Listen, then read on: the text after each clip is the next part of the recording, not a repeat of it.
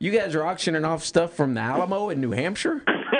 It's an incredible thing, but yeah, we specialize in signed manuscripts and letters and things like this, and we've been doing it for 30 years. Every month we hold an auction, so it might seem odd that we have some of the greatest Texas documents in existence up here in New Hampshire, but they came from Texas, and hopefully we're going to bring them all back to Texas. Well, clearly you guys have a track record for doing these successfully, so I guess we can trust you with our sacred heritage. Well, let's talk about what are some of these items that you guys have from the Alamo, right? Right. We have several things from some of the Alamo martyrs and Mexican generals. Obviously, the most important ones we have are the handwritten notes from William Barrett Travis to a couple of local Tejano shopkeepers. One for wood to make the cannon platforms, and Travis writes in his own hand. These are now in use in the Alamo, William Barrett Travis, commander. And then we also have a note, an IOU for the last known supplies to get into the Alamo, both very powerful and historic documents. You rarely see anything by Travis at all on the market, but here are two items directly related to the siege of the Alamo. What's the history is a bad word to say here, but what's the history of these documents? How'd they get passed down? How'd they get to you guys? Where'd they come about? Sure. Most of the things that we're auctioning at rrauction.com were gathered by a Waco, Texas collector named Robert Davis. Robert Davis was a historian, an amateur historian, and a book publisher in the 50s. He published Travis's diary. He published several books on the history of Texas. So this put him into contact with a fraternity of document traders and dealers. So he was able to purchase these things, and he had an incredible eye because everything he bought has got a great story to it. Everything tells a little piece of Texas history. An incredible collection. Unbelievable. What else is up on the auction block this go around? We have a copy of Santa Anna's orders to invade Texas, and it's all of 1836. It's all his battle commands to his second in command, General Filesola, and so he talks about marching to Texas. He predicts in here that the Texans are going to fortify one of the missions.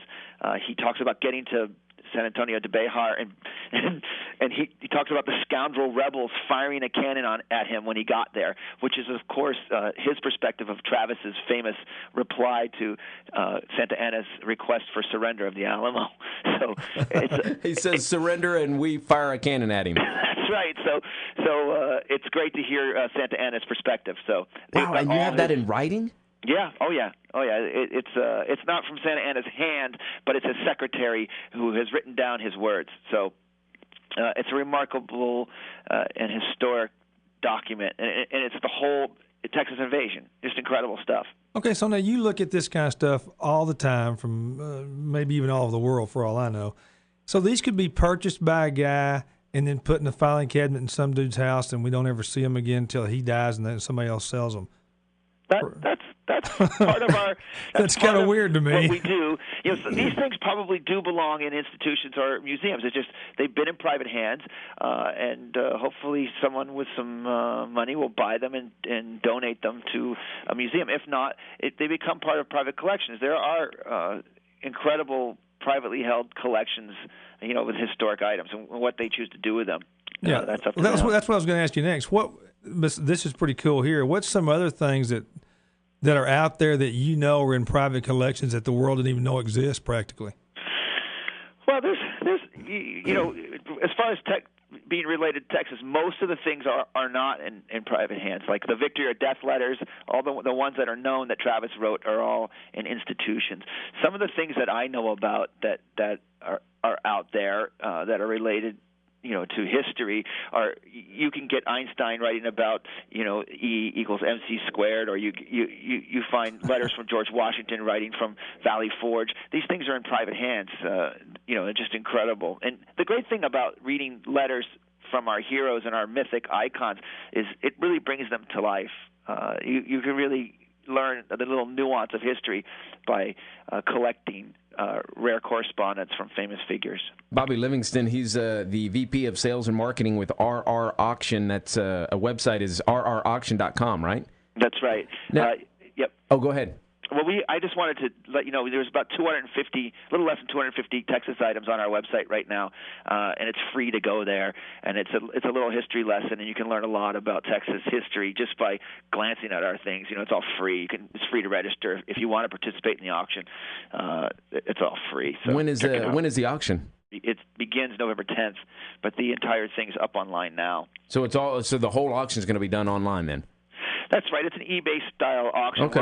We're a licensed bonded auctioneer in New Hampshire, but we have timers on our lot, so everybody can participate from around the world. Okay, I got to ask you this before we let you go. Outside of Texas history, I mean, what's one of the rarest pieces that you'll remember forever, auctioning off or having, access to? I work a lot with the astronauts, actual moonwalkers. So we've sold some really amazing things that have been to the moon and back.